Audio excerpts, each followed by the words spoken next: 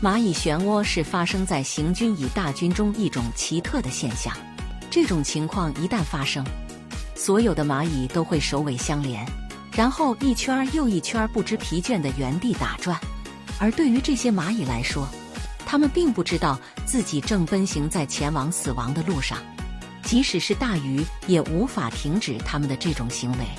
到了最后，这些蚂蚁全部会因为精疲力竭而死去。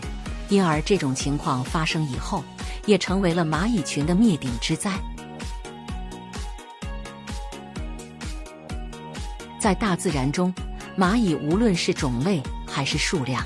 它们都是最多的生物之一。但是蚂蚁漩涡这种现象却只会发生在行军蚁的身上。行军蚁和其他种类的蚂蚁在生活习性上有很大不同，它们没有固定的巢穴，属于迁移性的蚂蚁，几乎一生都在四处侵略和行军的征途中。而这种特性也正是行军蚁容易陷进死亡漩涡的原因之一。另外，行军蚁的视力退化的也非常严重，所以它们在行进的时候必须紧跟着前方的同伴，这样才能保持住队形。而带领队伍的领头蚁会在经过的路线上留下信息素，其他的行军蚁就是通过锁定这种信息素来识别前进的路径。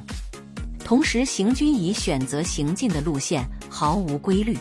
领头蚁奔向哪里，后面的蚁群也会随着跟随到哪里，所以领头蚁一旦出现失误，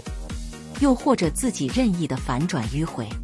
整个队伍都会因此受到影响。最后更是互相被错乱的信息素所影响，死亡漩涡就这样形成了。